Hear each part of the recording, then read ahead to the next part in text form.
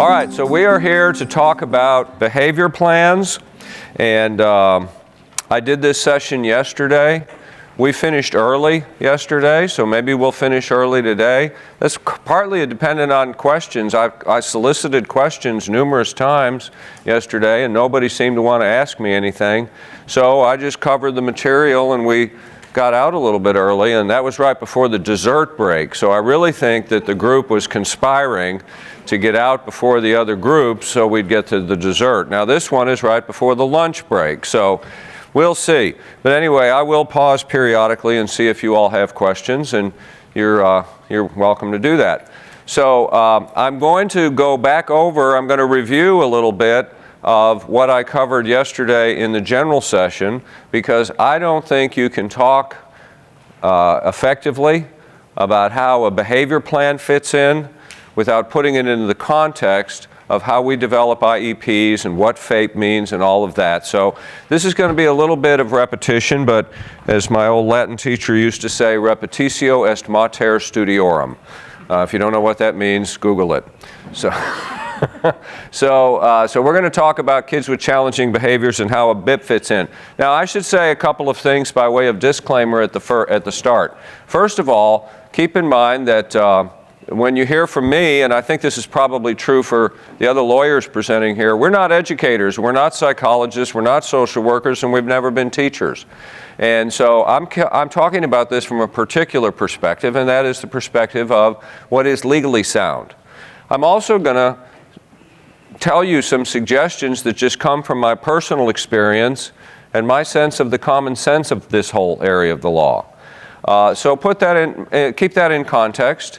And I think it's particularly important with regard to behavior plans, because you guys, under the law, you have a lot of discretion in terms of what you do about this. This is not something that's micromanaged by federal regulations. The federal regulations tell us that there are a couple of instances where you have to create a BIP, and there are other instances where you ought to think about creating a BIP. But it doesn't tell you what a BIP exactly has to look like. It's not like an IEP, where the IEP is, we know, present levels of performance and measurable goals and services and all of that. BIPs, we don't have a definition. We do have a description, and I think the description is very important. The description of a BIP is that a BIP is consisting of positive behavior intervention strategies and supports. And I will probably say that several times during this presentation, because I just want to make sure everybody gets that. It is not the negative stuff. It is not the responsive stuff. It is positive behavior intervention strategies and supports. So I think that's pretty important that we keep that in mind. So let's, with that, we'll start out with the SCOTUS, and we all talked about SCOTUS yesterday. Have the other lawyers referred to SCOTUS? Did Julie refer to? Okay. All the cool kids call it SCOTUS, so, you know, if you want to establish street cred with your lawyers, that's what you call it now. There's a wonderful website called SCOTUS Blog, and it's great commentary and all sorts of information, and that's where, I think that's where you can find listen to the oral arguments that are made before the Supreme Court, which is quite interesting to listen to. So I'm going to go back over the Andrew case with you a little bit. It was about what FAPE means. They had defined FAPE in 1982, the Supreme Court had, but that was in the Amy Rowley case. And they said, and I don't think that we paid as enough attention to this, but in 1982, when the Supreme Court issued that decision, they said, now we're talking about what FAPE means for kids like Amy Rowley.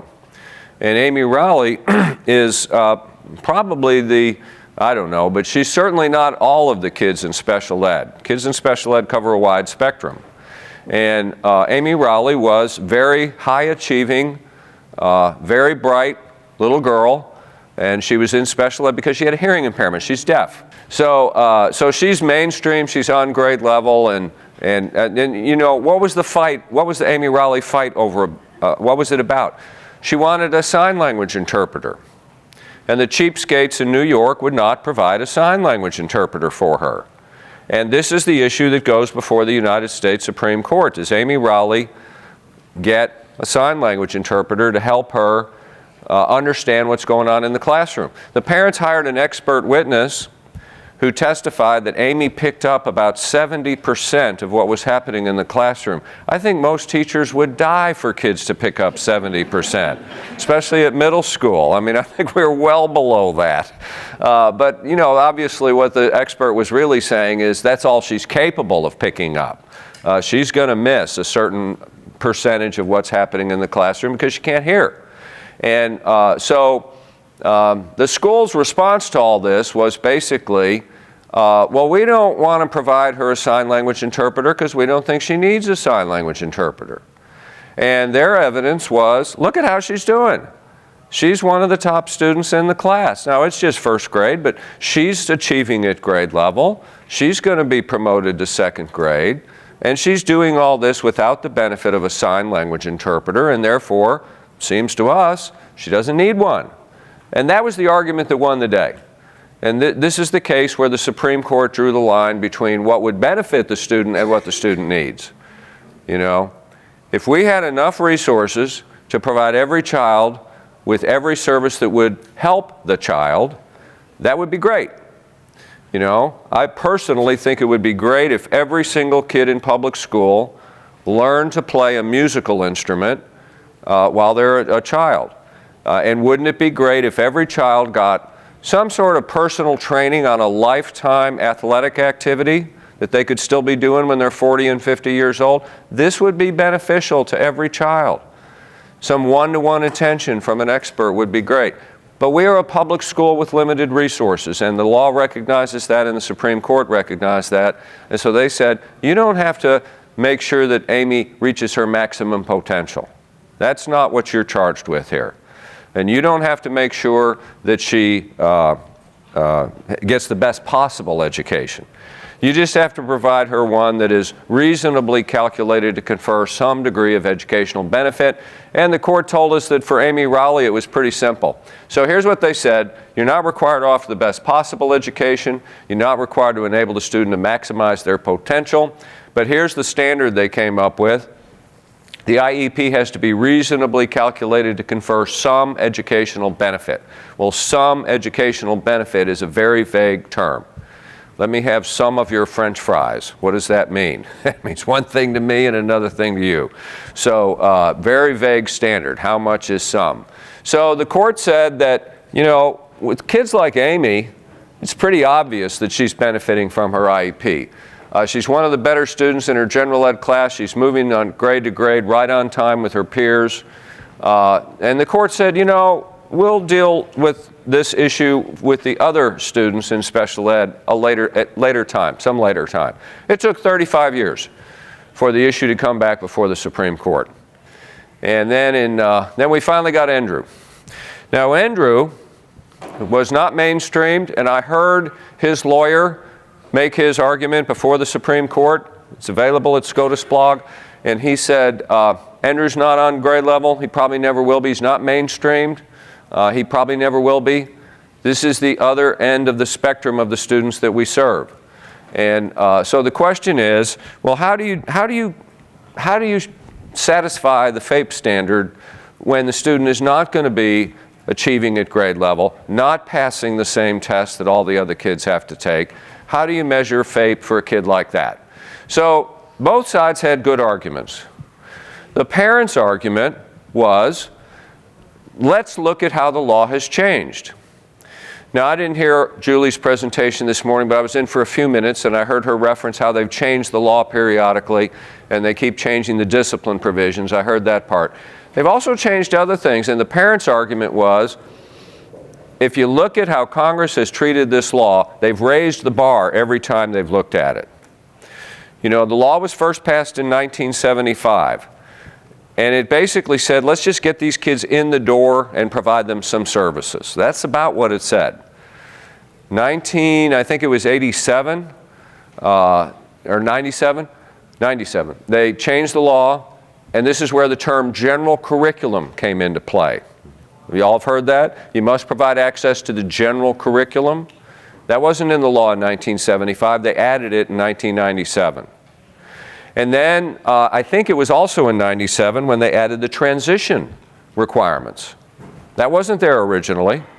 And so they added transition requirements, which basically said, you know, we don't want these kids to just be processed through the public education system. We want them to leave with skills that can result in measurable progress somewhere after secondary school, whether it's in further education or work or whatever.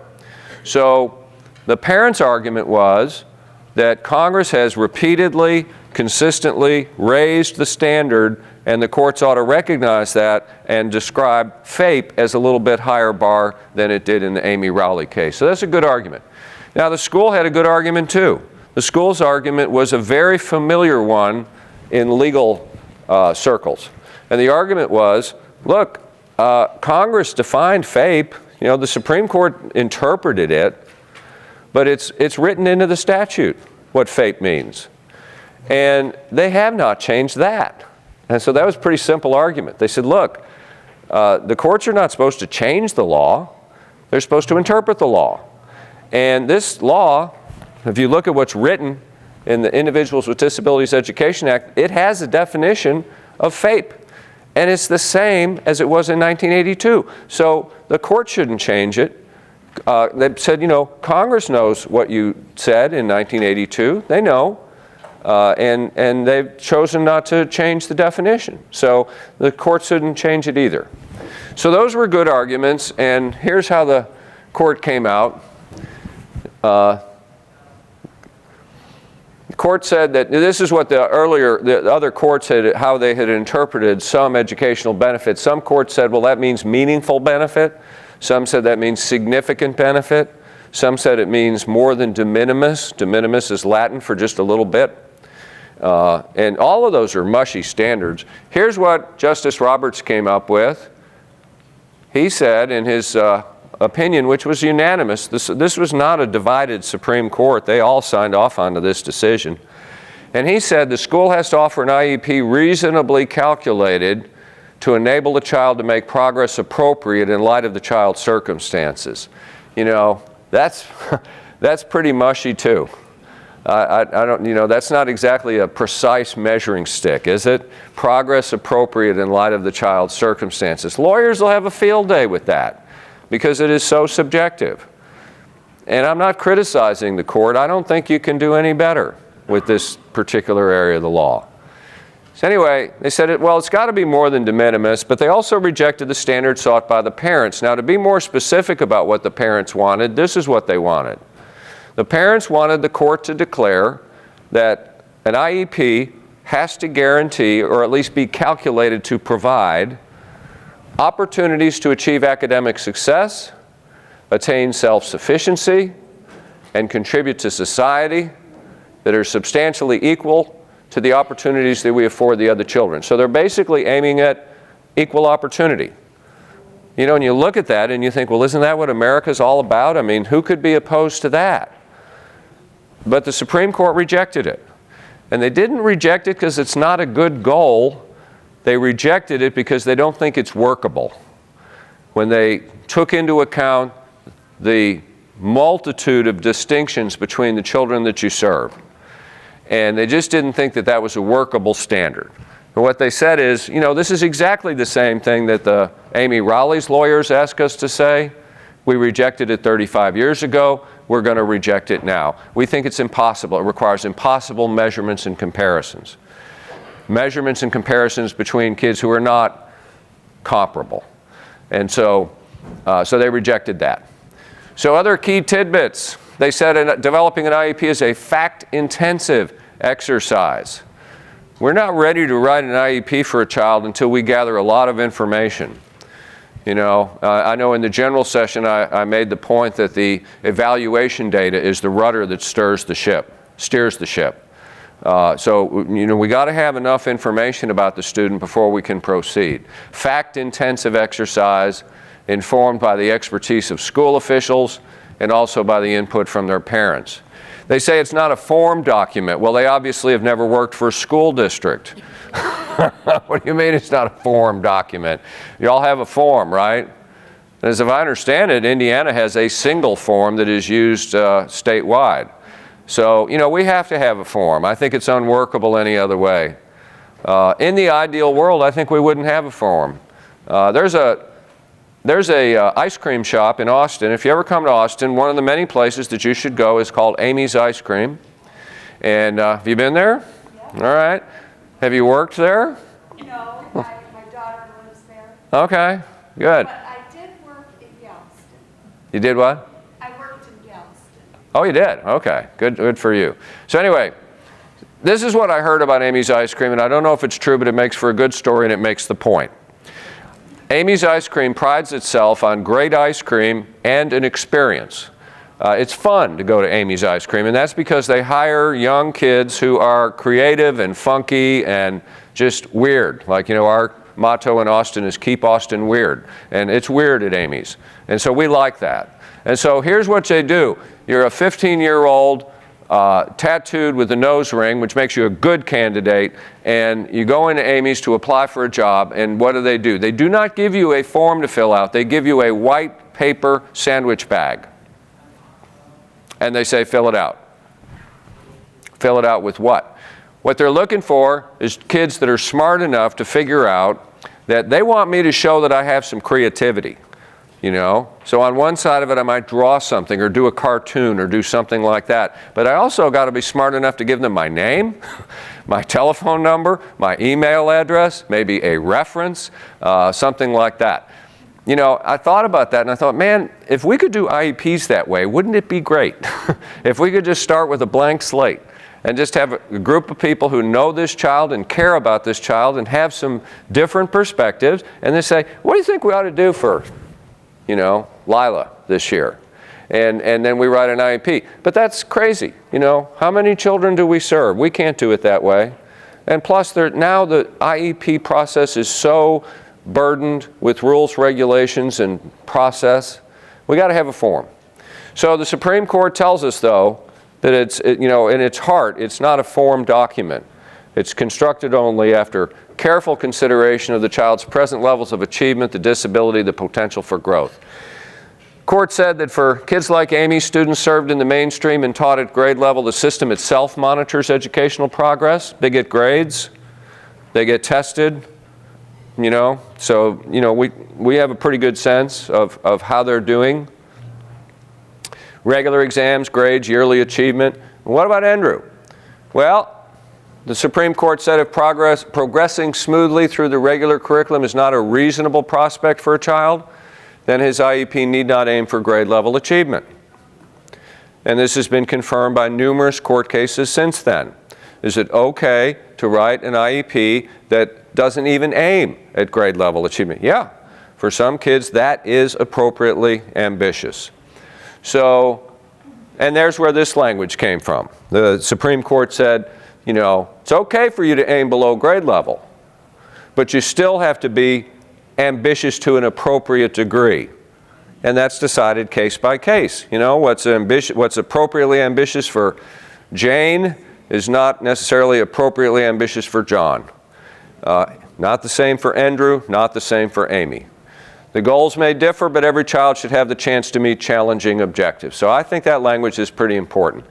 Now, here's the part where they talk about the relationship between school officials and judges.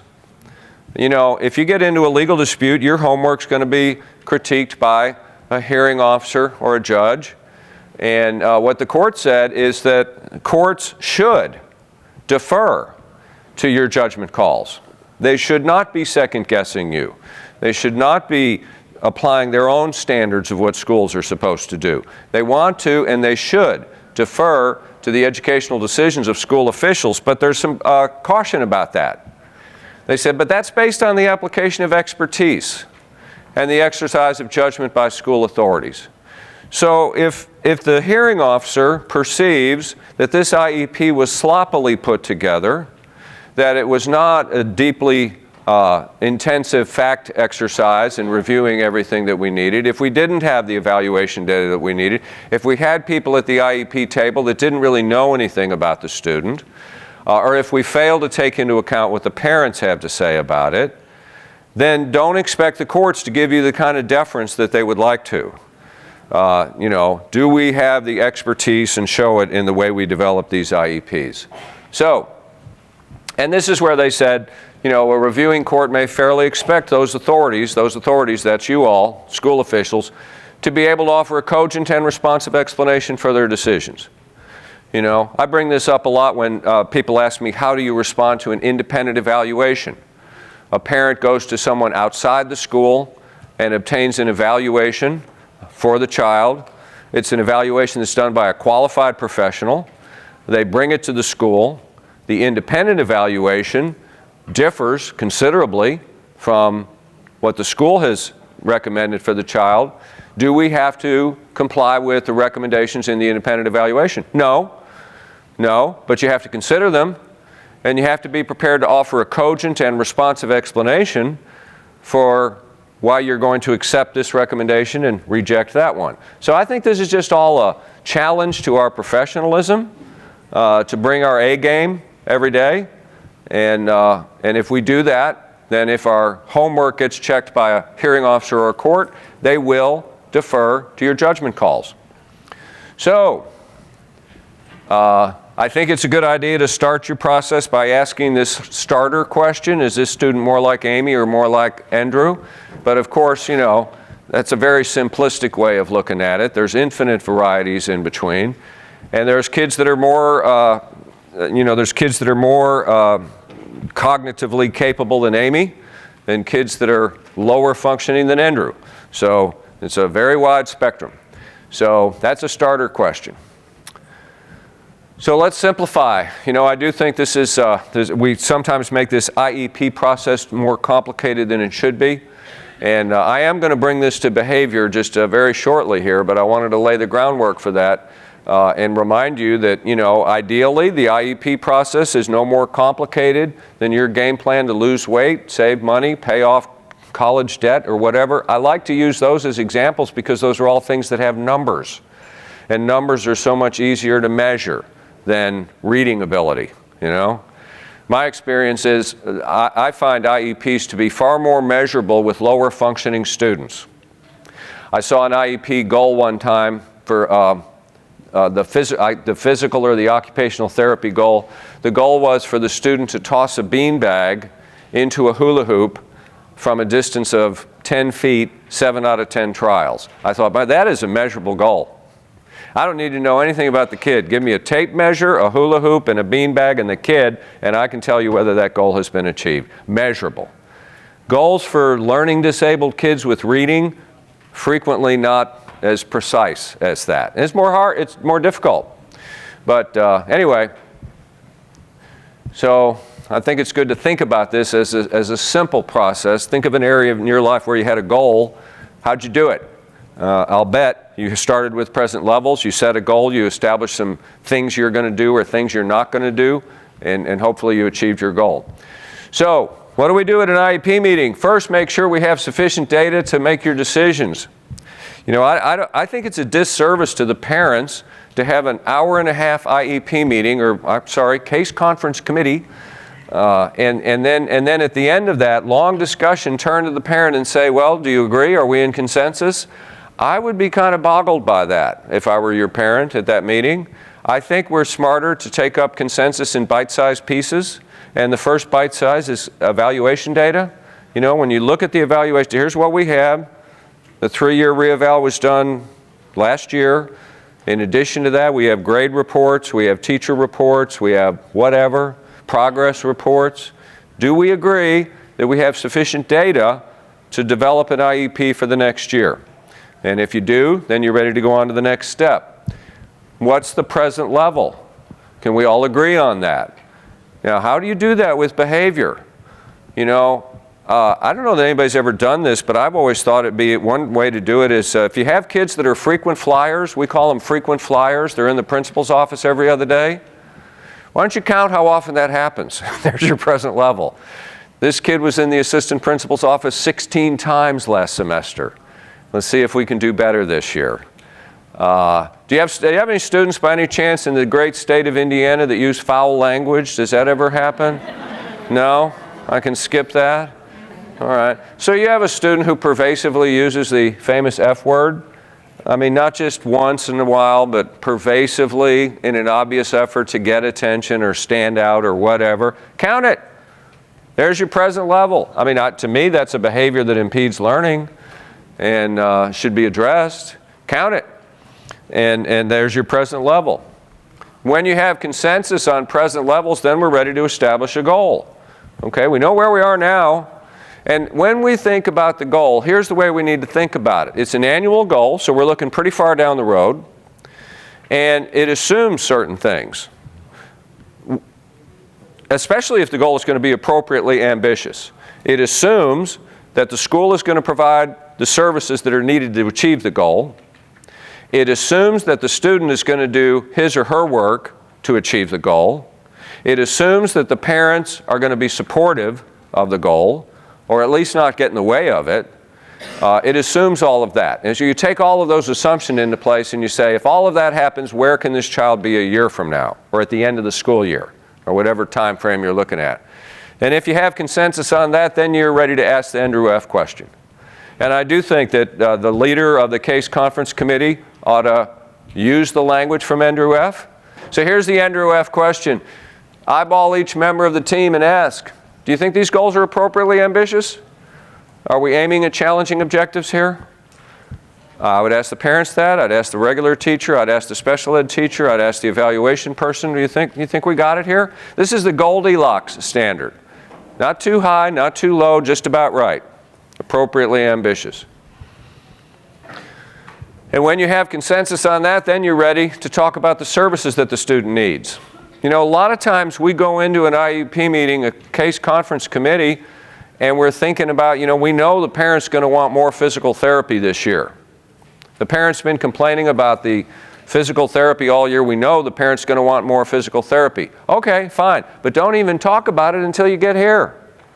You know, you should have a printed agenda, and the agenda should show that we talk about IEP services only after we've established present levels and goals, and now we're ready to talk about the services necessary to achieve that goal. So, and then we're ready to talk about placement. When you have agreement on the services that will be provided, then and only then do we ask the LRE question. Okay, now we know what the student needs. What is the least restrictive environment in which we can provide that type of service? And then you get your placement decision. So it all sounds pretty simple. It doesn't always work out that easily. But anyway, that's what we do. So then, developing the IEP is only part of the job. Making sure it's implemented is the other part. You know, there's a lot of parents who are happy with what the IEP says, but they're unhappy about their perception that the IEP is not being implemented. And I'll tell you when you'll first get complaints about this school year. How often do you send out grades? Is it every 6 weeks, 9 weeks, or 9? I guarantee you if you don't hear about it before the first 9 weeks, you'll hear it at the 9 weeks. When the grades go out and the student has a grade that's lower than the parent was expecting, you're going to get a complaint from somebody that says, well, I don't think the teacher is implementing the IEP properly. So, you know, you need to look into that, find out if that's true. If it's true, take corrective action. You know, I've done workshops for schools about all that, about the importance of implementing the IEP. And I don't think the lawyers are the best people to talk about that to your staff. You know, the lawyers come and go. I think the principal needs to get the teacher's attention. So, you know, if this is in your school a pervasive or a consistent problem, then I would look to the principal to fix it.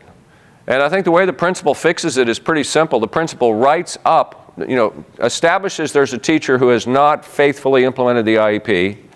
Write that teacher up. Doesn't have to be a harsh thing. Just make sure the teacher is put on written notice. This is an important professional responsibility, and your performance so far is not satisfactory. And you let the teacher's lounge do the rest of the work for you from there. That's my solution to that type of problem. So we want to make sure that the IEP is properly implemented. And if it's not properly implemented, we take corrective action. We monitor for progress.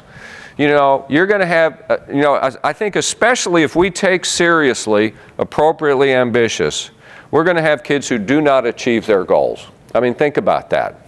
If you set a low-level goal think about it for yourself. The next 6 months I hope to lose 1 pound. Okay, well, if you succeed, whoop-de-doo. But if you set an appropriately ambitious goal, there's a far higher chance that you don't quite make it. And so I think if we take that challenge seriously, we're going to see more kids that don't make their goals. What I want to tell you about that is that's okay. That's okay, legally. Failure to achieve the goal is not a problem unless we disguise it or deny it or ignore it. But if we spot it and do something about it, then the process is working as it is supposed to, So monitor, stay in touch, and so on. Okay, so let's talk about behavior. I have 2 grown-up children, and one of them, his name is Devin. And when he was in about 7th grade, he started doing real poorly in school, and I was surprised because he's bright, and I had always done pretty well in school, and I didn't understand, so I asked him about it. I said, well, how come you're doing so poorly in school? And he said, well, Dad, I just don't give a flip about school. And I said, well, okay, I don't know what I can do about that. And by this time in my life, I was hanging out with a lot of special ed types, and they would ask, how's he doing? And I said, well, not so well. And I told him what he said when he said he doesn't care about school. And so a lot of my friends said, well, you shouldn't take that at face value. That's what he's telling you.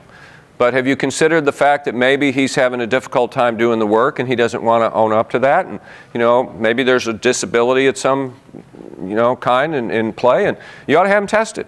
So I thought, well, that's good advice, and I want to be a good parent. So my wife and I took him to a psychologist. He did the whisk-R and the whisk broom and all the other things that you all do. And we sat down ready to get the results, and I was nervous because I did not want him coming out emotionally disturbed, because I know how you people talk about that.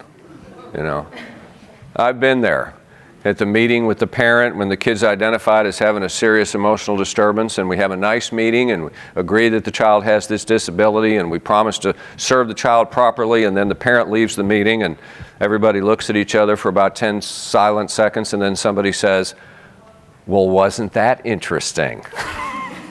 Kid came out ED, imagine that. So, and I've heard the apple does not fall far. Yeah, so I didn't want my kid coming out emotionally disturbed because I knew you'd blame that on me. So I asked the psychologist, well, is he, what's your testing show? Is he emotionally disturbed? He said, no, didn't see any sign of that. Pretty well-adjusted kid. I said, okay, well, learning disabled? He said, no.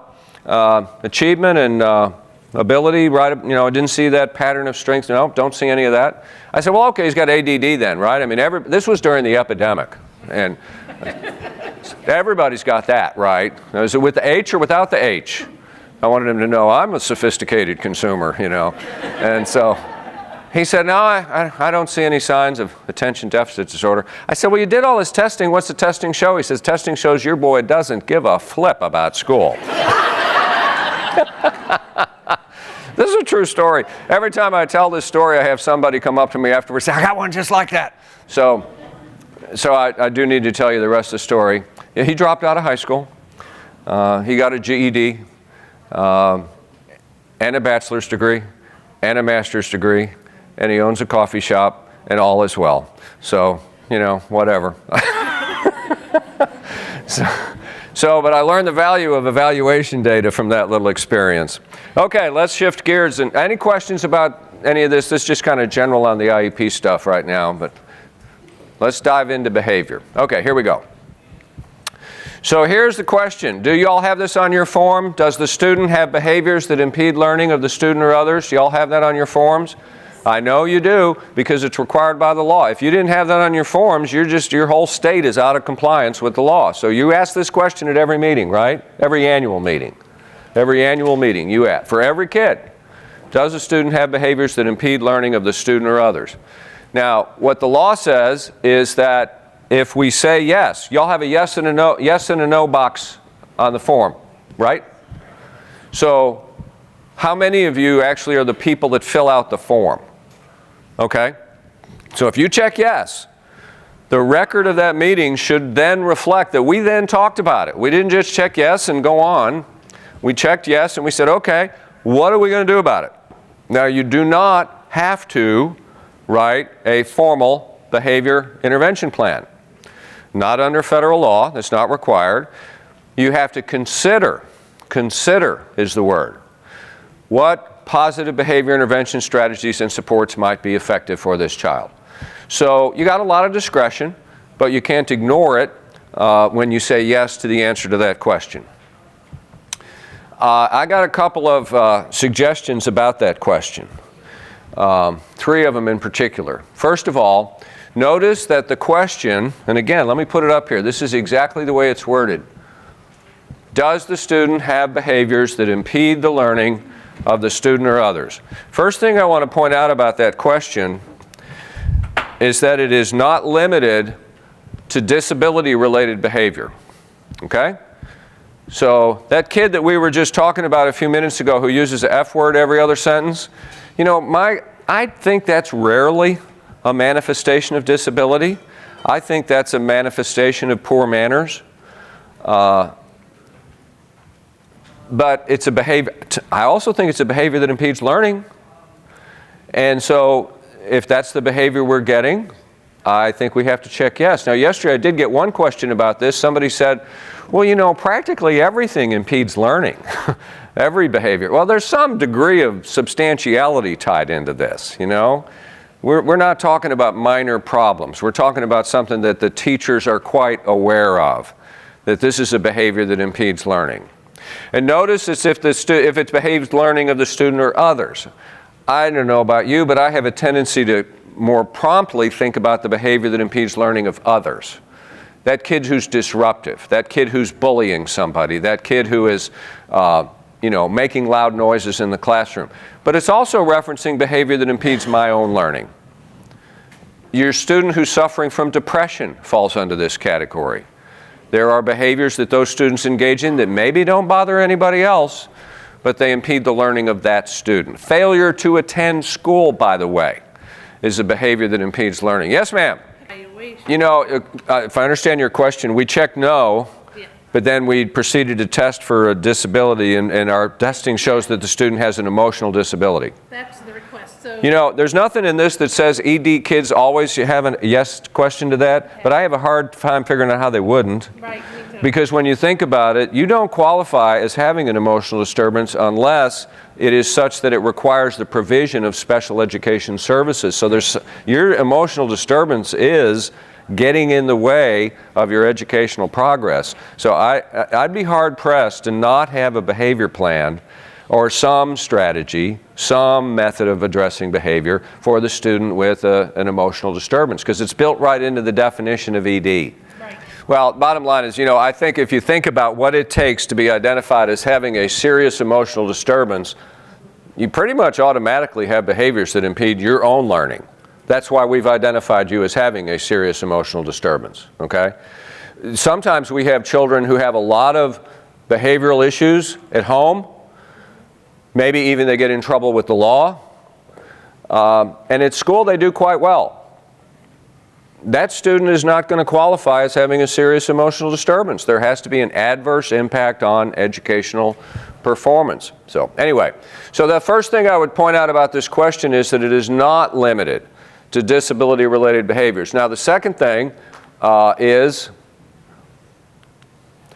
identifying a behavior in response to this question does not mean that we are saying that the behavior is a manifestation of disability. Now, I think principals, it's very important to principals, because principals who are responsible for student discipline do not want their hands tied when it comes time to make a manifestation determination. I get that. And I've heard some principals express the concern that if we identify a behavior as impeding learning, then if the student engages in that behavior and we're considering a change of placement, we are locked in to the behavior as a manifestation of disability. I don't see anything in the regulations that says that. I think they're two separate questions. But I think you would be wise to put something into your forms or whatever form you use for a BIP that makes that explicit. And so some language that I've suggested to schools is along these lines. The identification of a behavior that impedes learning does not mean that the case conference committee has concluded that the behavior is also a manifestation of disability. It merely means that it's a behavior that impedes learning. Just say it in simple way you can say it. Just say these are two different questions. So I'll go back to my foul-mouthed student. You know, student is using the F word 15 times a day. All the teachers are irritated. It's rude. It's disrespectful, etc. It's a behavior that impedes learning. We don't think it has anything to do with the orthopedic impairment that the student has. And so say that. This does not necessarily mean that this is a manifestation of disability. The third thing I would say is about the question is I think we should ask it more than once a year with some kids. With some kids we ask it once a year. That's all you need to do. But with some kids we ought to think about it a second time. And here's a good example.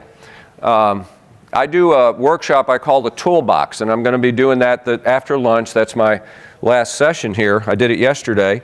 And in the Toolbox, we have hypotheticals that we give people. And one of them I give them is just a real simple special circumstances. Julie talked about special circumstances this morning, right?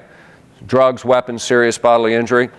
So I give the group this real simple hypothetical. A kid is caught red-handed with serious amount of drugs at school. What are we going to do? Well, we're probably going to call the police, and we're probably going to use special circumstances removal. But then I always ask the group, well, what else are you going to do? And I frequently get kind of puzzled looks.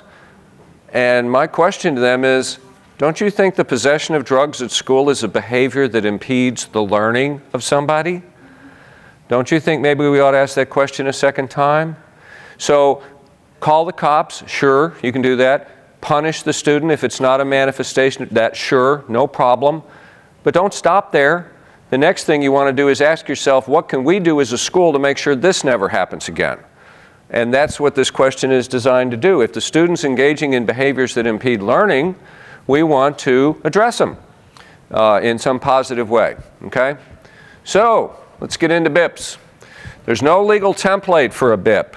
Now, I understand Indiana does have something, which I've not seen, but you guys do have some sort of template for this. But you want to pay attention to your evaluation data. And you know, my suggestion is to think about a BIP the same way you would think about an IEP. What's the present level? What's the goal? What are the services we're going to provide? And fundamentally, there's two parts to a BIP. The first part is the goal, which is pretty simple. You really don't need any expertise to establish the goal. So let me tell you the story of when I helped a school district with a behavior plan. I was a young lawyer. This is probably in the early 80s. And we had a kid who was on the autism spectrum. He was a low-functioning student. I think they had measured his IQ somewhere in the 40s. He was pretty big at 16. And when he lost control, which he did fairly often, he could get violent. And it was a small school with an all-female staff at the high school, and they were all afraid of him. There was not a single teacher there who could physically handle this student if it came to that. So they were afraid of him. And mother was requesting, I don't know if litigation was pending or on, anyway, mother was on the warpath. And that's why I was involved. So I get a call from the school one day, and they said, we want you to talk to the teacher. I said, okay. So they put the teacher on the phone. I said, well, how's he doing? She said, not very well. I said, well, what is he doing? She said, well, you know, it's kind of sexual. I said, well, okay, what are we talking about here? And she said, well, he masturbates in the classroom. And I said, mon Dieu, I was shocked at that. I was a young lawyer, hadn't heard this before. I'd spent 13 years in Catholic schools where this had never happened. And certainly would not happen more than once. And I said, well, oh, wow, I'm surprised to hear that. I said, well, how often? You know, I was anticipating the answer to that question. I thought she'd say once every 6 weeks. Well, she said, last Thursday, 47 times. I said, sacre bleu. I said, did anybody recommend gifted and talented? All right, that's the only part of the story that's not true. I didn't really say that. I thought about that several years later, but I can't resist a good punchline. So, but what I did say is, I said, well, that's an awful lot. I said, would you mind being a little bit more descriptive of exactly what he's doing? Because I found it hard to believe that he could do that. And she said, well, so she described his behavior. And I said, well, I wouldn't call that masturbation. He was not exposing himself. He was touching himself is what he was doing. I said, why don't we call that touching himself? And she said, okay, we'll call it touching himself. And then she said, okay, what should we do? I don't know. I really didn't know. But looking back on it, the first thing to do only required a bit of common sense. And I do think I brought that to the table. And I said, well, this is a behavior that needs to be addressed. Number one. We didn't have this language in the law about behavior that impedes learning, but it was obviously a behavior that needed to be addressed. And it was also obvious that the behavior was a manifestation of his disability. So, disciplinary action was not an option. It would have been illegal and it would have been ineffective. Student wouldn't have understood what we were doing. So this is something that needs to be addressed in a more creative way. So I just put my feet up on the desk and start looking out the window and thinking, and I said, well, maybe we can teach him the concept of privacy. He's not the only 16-year-old boy that touches his genitals periodically, but most of them do it when they're in a private place. Well, let's see if we can, I know he's got a low cognitive ability, but let's see if maybe we can teach him the concept of private space. And something that you might want to do in private space that you're not going to do otherwise. I can hear the pen going across. We didn't have computers back then. This is, radio had barely been invented. And so she's writing this down, what we're going to do. She said, what else? I said, well, you got good present levels of performance there, 47 times in one day. I bet we can make some progress on that. So keep counting. And let's see if we can't get that down to a more manageable number by the end of the school year. And she's writing this down, and she says, this is good stuff. You know a lot about this. I said, well, you're a lawyer. I help you in any way I can. What can I say? So, I think about that sometimes. Now, I'll tell you, I don't know if that was successful with the kid. We did end up in litigation with the parents. We came out okay in the litigation, but I am careful about telling that story. It's a true story, and I think it's very illustrative. And I look around the room when I'm telling it, and I can tell some of you have dealt with exactly that scenario, right? And so it's not all that unusual. I thought it was, but it's not. And I'm careful about the groups to whom I will tell that story. I occasionally get invited to speak to a non-school group, Kiwanis, Rotary, Lions. I'm not telling them this story. I'm not. And I do that because I consider myself an advocate for public education. And you take a random group of people out there, there's a certain percentage of them that are hostile. The people that call it government schools. They're hostile to public education. And I'm not going to give them any ammunition.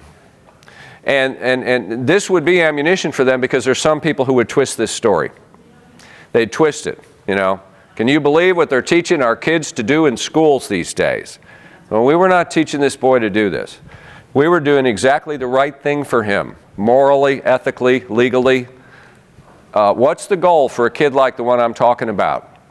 The goal is for him to live in the community, to be self-sufficient, to be independent. This is a behavior that needed to be addressed, and that's what we were doing. You all get that. So I have but that to me is a good illustration of the two parts of a behavior plan. The first part was common sense. This is a behavior that needs to be addressed. It's inappropriate. Let's see if we can teach him not to do this, at least not to do it when there's other people around. Let's see if we can do that. I didn't have to have any expertise in adolescent sexuality or autism to know that. So I maintain that the first part of writing a BIP is pretty simple. The hard part is the second part. That's, how will you do that? How will you do that? This is a student who does not understand abstract principles like privacy. How do you do that? And this is where you need to bring expertise to the school. You need to have behavior specialists and autism specialists and people that are keeping up with the research about what techniques really work with kids like this. So Anyway, that I think in a nutshell is what we're doing when we're writing a BIP, those two parts. So, a few more thoughts. The law doesn't define BIPs, but it describes them, and it describes them as positive behavior strategies, supports, and interventions. So, question, why would you put negative consequences in the BIP? All right? Now, there's nothing illegal about putting negative consequences in the BIP, but I just don't think they belong there. And let me tell you what I mean by negative consequences. Number one, calling the police. Have you ever had parents who object to the school calling the police? I've had parents who very strongly object to that. And if you write that into a BIP, which is going to be discussed at a case conference committee, where you're seeking parental agreement, you're inviting an argument that you don't need to have. You understand what I mean? You have the authority to call the police. You don't need parent consent to do it. In fact, I think somebody told me this yesterday, in Indiana, there are certain offenses for which the principal is required to contact law enforcement. Am I right about that? That's the way it is in Texas. So I don't think calling the cops is something we would ever want to put into a behavior plan. I think we'd want to keep it in the code of conduct, which is where it belongs. Okay? So that's negative consequence number one. Here's number two. Short-term disciplinary consequences such as out-of-school suspension for a few days, in-school suspension for a few days. Principals have the authority to do that. You don't need IEP team approval to order a 3-day suspension. Now there's the 10-day rule, and we're going to talk about that when I do the toolbox later today. But if I'm the principal and a student has committed an offense for which a general ed student would have a 3-day out-of-school suspension, I have the authority to impose a 3-day out-of-school suspension. I don't need to have it written into the student's behavior plan. And you know, it's simply not a positive behavior intervention. Out-of-school suspension, in-school suspension is management tools. So I wouldn't put that in there.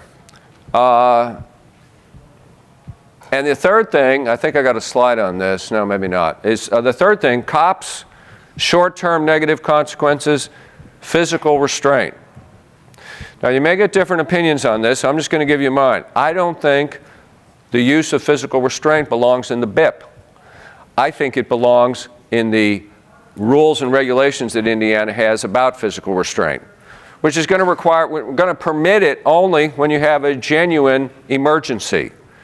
We should not be using physical restraint unless we have a genuine emergency. And my definition of a genuine emergency is a situation where if you don't use physical restraint, there's going to be greater damage than if you do. Somebody's going to get seriously hurt. So I don't think you put that in the BIP. It's not a positive behavior intervention. It's emergency intervention to keep somebody from getting injured. So, you know, I would not do that. So the other thing is you want to make sure that everybody understands that even when you write a behavior plan for a student, the student is still subject to the code of conduct. Have you all ever heard anybody say something like this? Well, he's not subject to the code of conduct anymore. We wrote a BIP. So that's faulty thinking. The proper thing to say is we wrote a BIP to help him comply with the code of conduct. He's still subject to the code of conduct. But we wrote a BIP because there's some behaviors that he's repeatedly engaging in, and we want to make sure he complies with the code of conduct.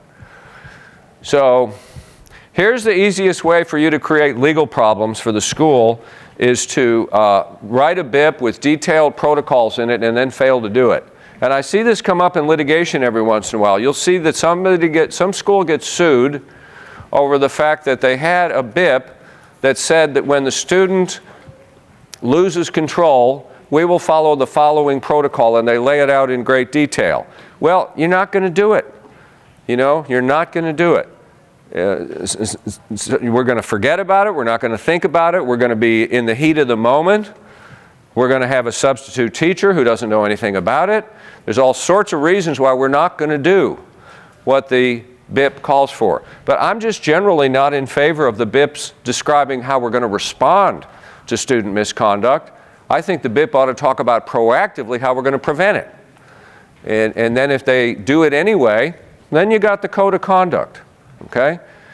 So let's see. So yeah, that's what I just said. Okay, so you might want to write it this way. The code of conduct applies to all students, but when we're enforcing our code, the district will comply with state and federal regulations pertaining to students with disabilities. I think that's a simple statement, and I think that's all you need to say about that. And then I would add this BIP is designed to assist your child to comply with the code of conduct. Well, some parent may come to us and say, well, my child can't read. My child can't read the code of conduct. You're saying my child is subject to a bunch of rules that she can't even read and understand? Now, I'm saying the code of conduct sets a standard of behavior that we're aiming for with all students. But we're going to enforce it in compliance with federal and state regulations. So we're not going to punish your child for violating the code of conduct if it's a manifestation of disability. So I think that's a pretty simple statement that you can make in your forms, okay? So here's what I was talking about. All these negative consequences are available, but overuse is an indication that maybe the BIP's not being implemented or not well designed, okay? So let me say one other thing about the code of conduct. You know, it's interesting to me, school just started, right?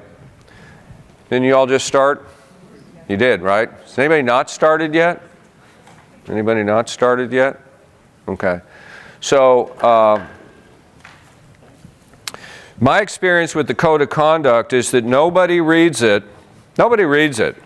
until some student does something that's so creative that we don't know how to classify it. And so we have to look up the code of conduct and find some language that fits what the student did. And almost every year there's a good example of this. Last year, here's what happened in a school district just outside of Austin. A kid got hold of his dad's credit card and contacted Strippers R Us and sent the entertainer to the middle school to entertain the assistant principal. Now the stripper, Destiny or Mystic or whatever, was apparently on the morning shift and gets a dispatch on her cell phone that she's to report to a certain address at 9 o'clock in the morning, which is unusual in her line of work. But she's a good employee, and so she reports. The dispatch does not say report to Roosevelt Middle School. It gives the address. So she just shows up, and she's the hero of our story because she showed up at the middle school and she instantly knew, oh, this is a prank. This is not for real. And so she could have turned around and gone home, but she didn't. She went into the school to report to the assistant principal. She said, I'm from Strippers R Us, and I was sent here to entertain you, and I feel sure you don't really want me to do that right now. I am available later tonight, but I want you to know this is the credit card that authorized me to come here and that paid for my services, and this belongs to so-and-so. They traced it back to the kid. They called him in, and he sang like a canary. Does your code of conduct talk anything about calling a stripper to entertain the assistant? I don't think so. But it's got to be wrong, right? So that's when we pull out the code of conduct. You know, we got to find some language that fits that situation. So anyway, that's one of the things I love about school laws. I try to remind you all, especially at the start of another year, I know you guys are overworked and underpaid, and you're over-criticized and you're underappreciated. But consider the stories that you get to know, you know? Consider the value of the gossip in the teacher's lounge. And that's a perk nobody else has. We lawyers are fairly close to that because we get a lot of the stories too. But, you know, I have a brother-in-law who's an excellent lawyer. He does oil and gas law. Nobody wants to hear about that. You don't want him to corner you at a party, talking about fracking and royalty interests. Oh, yawn. But I got stories about teachers doing amazingly stupid things on social media. It's just never ending. So you put together parents and kids and teachers, and it's just fun. So, all right, questions? Okay, so if I understand correctly, let me try to repeat that for everybody. She does a lot of manifestations, and she has fairly often has the experience of conducting a manifestation for a student for whom, when we answered the question, does he have behaviors, that we said no. But here he is before the case conference committee, and we're doing a manifestation. And it's obvious when you look at the record, there's been quite a bit of stuff that's built up. That would be when I'd ask the question again. That's an invitation to ask the question again. And, it may be nobody's at fault. One of the cases that was in my materials yesterday, and I don't think I took the time to talk about it, but it was a case where the school district conducted an evaluation of a student and determined and said not eligible. And 9 months later, they took a second look at it and they said eligible. And then the parents said, well, obviously you were wrong the first time. And the court said, no, it doesn't work that way. Kids change all the time. Don't be afraid to change your position based on new data. Who was it? I knew it was that table, but you didn't have to fess up. I thought it was her. But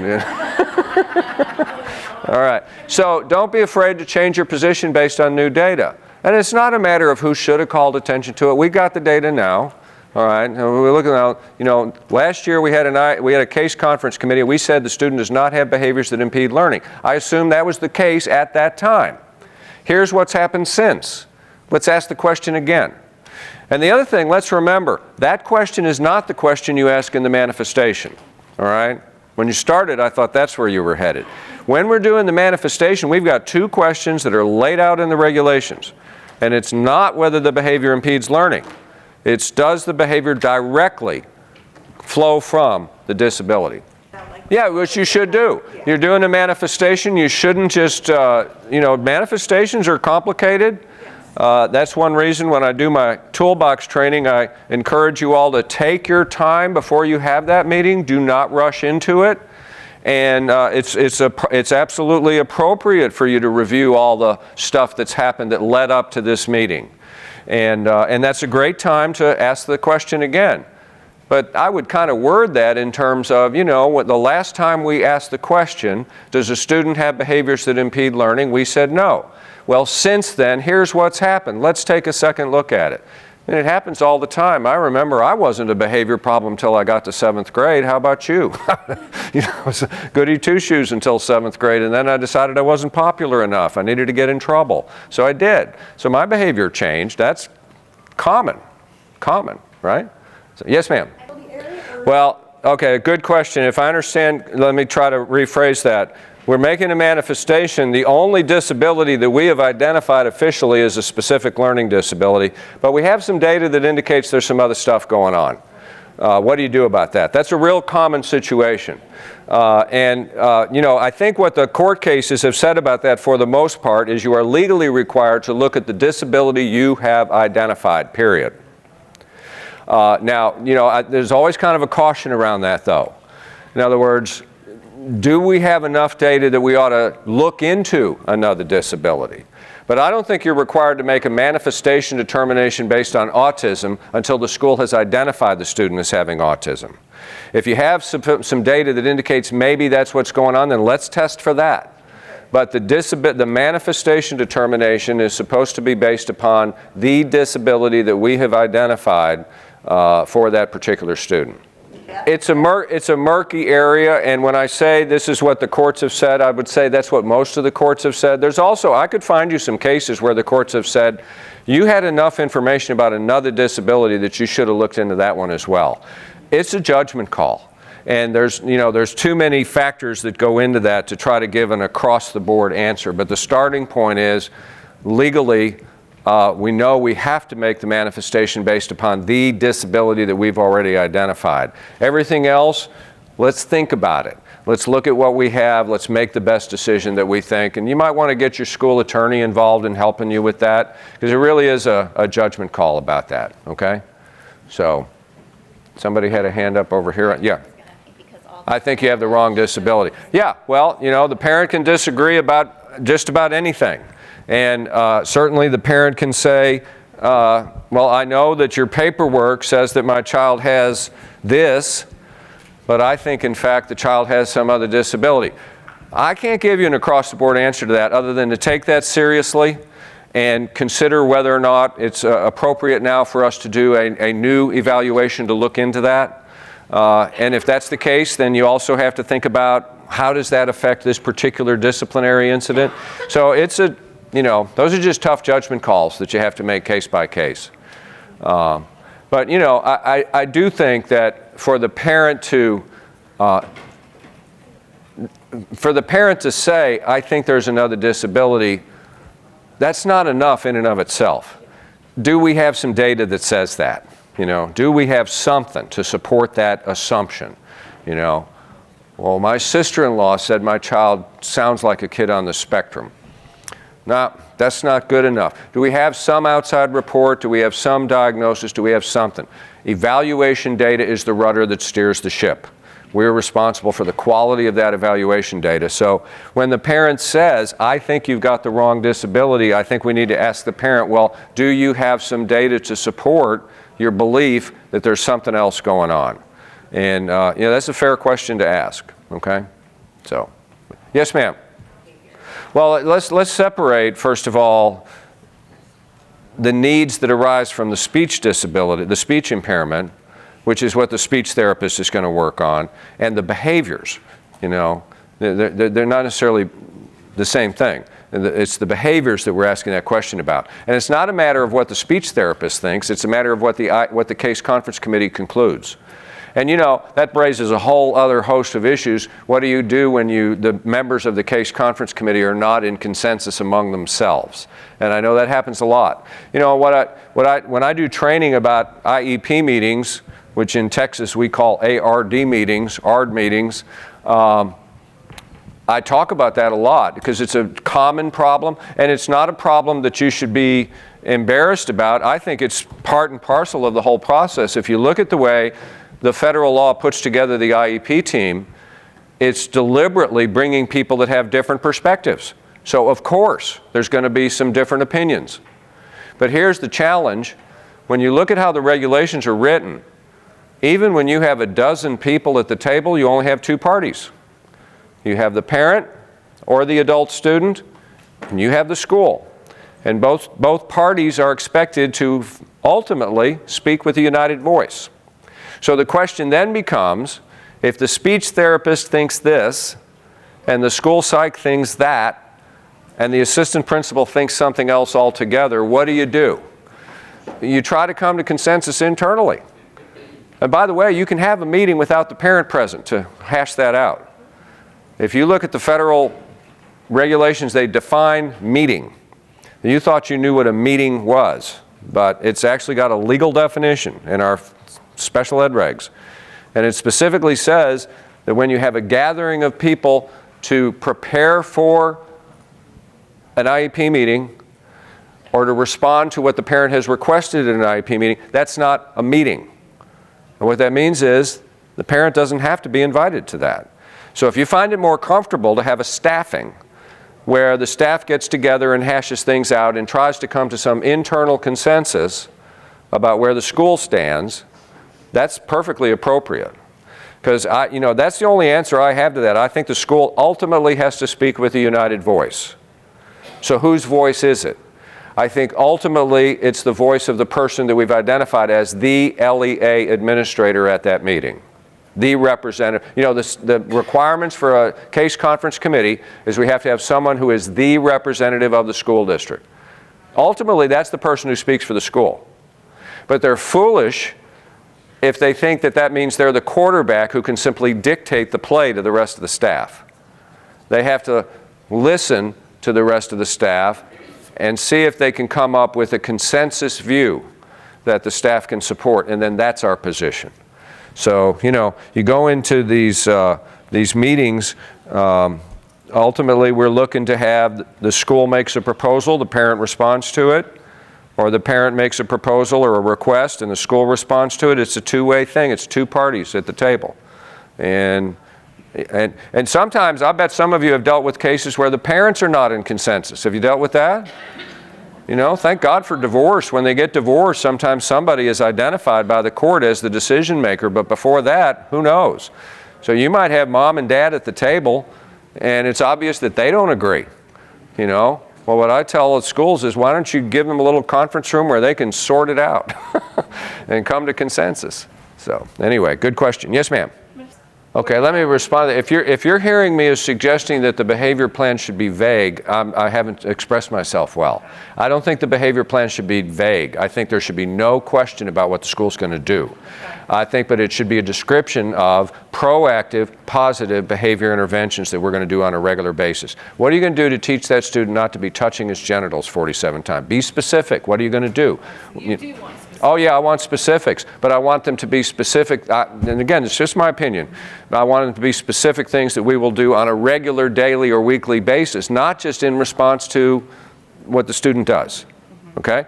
That's where I think the trouble arises. If we say, when the student starts a fight, we will do A, B, C. Well, you're not going to do A, B, C. I've seen it too often. But what will we do to, and let me put in a pitch for restorative practices here.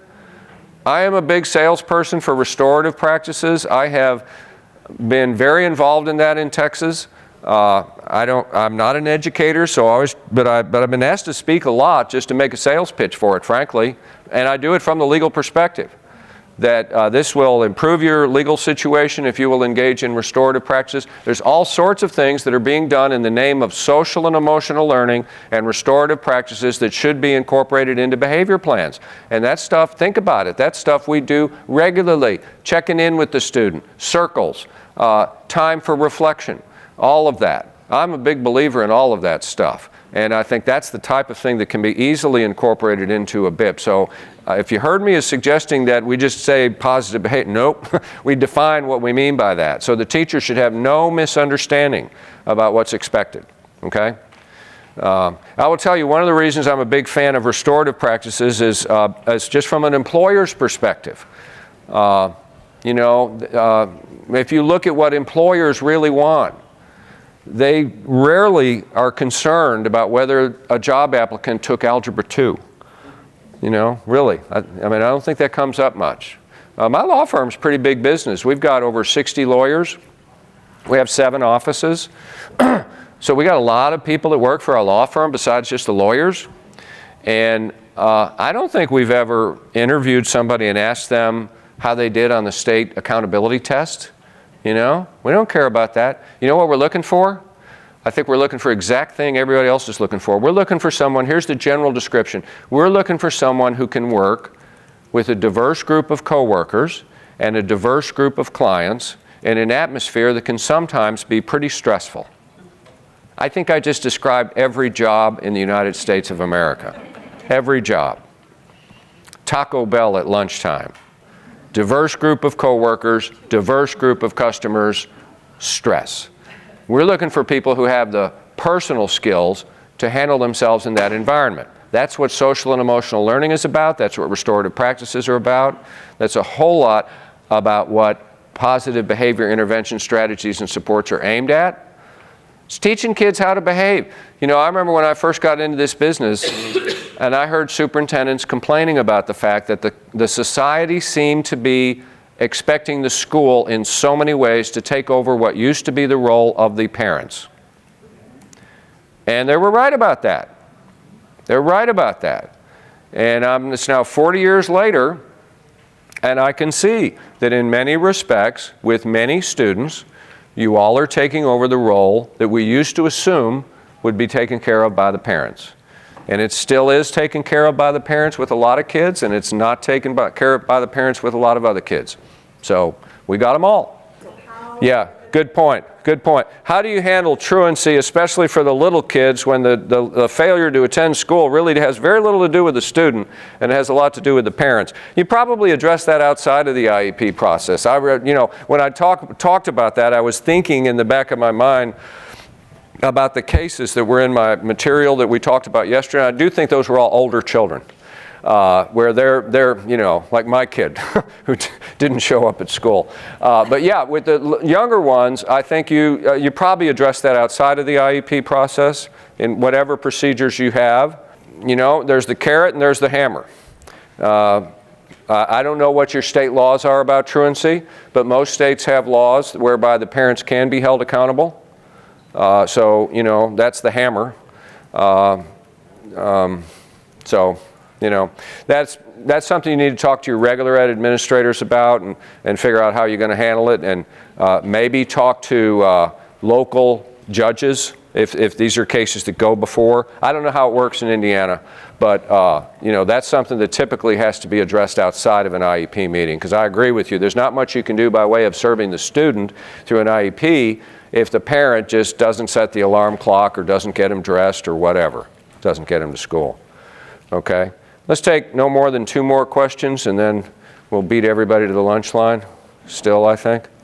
Well, the parent doesn't have to sign the IEP, and the parent has every right in the world to say, I disagree with everything you're proposing. And what do? Well, now, if it's initial eligibility, if this child is being considered for eligibility to special ed for the first time, and the parent will not consent to it, then that's what I call that's a tie vote, and the parent wins the tie vote. And so we cannot serve that child in special ed. We want to give written notice. We want to document our position very clearly. But that kid stays in the general ed program. If it's anything else, the tie vote goes to the school district. So what do? We respect the parent's right to disagree. We inform the parent, you're not required to sign this IEP. We understand what you've told us. You don't agree. We're going to give you prior written notice document that outlines what we intend to do. And the parent has a certain number of days in which they can request a due process hearing to challenge what the school proposes. And if they don't, the school implements the plan that it proposed, okay? Now, you know, the parents have another trump card here. They can pull a kid out of special ed at any time for any reason. And that, you know, that changed a few years ago. That didn't used to be the law. And a few years ago, they changed the regulations to say that the parent can revoke consent for special education services at any time, and they don't have to have a reason. They just say, I'm out of here. So that's a factor to weigh in the equation. And, you know, those are disputes where you want to have a school's position very well documented as far as, you know, at our firm, we help districts write what we call an RWA to FAPE your kid letter. We are ready, willing, and able to provide a free, appropriate public education to your child. And we're sorry you disagree with how we plan to do that, but please reconsider, yada, yada, yada. Okay, one more, if you haven't. Is it 10 days in Indiana?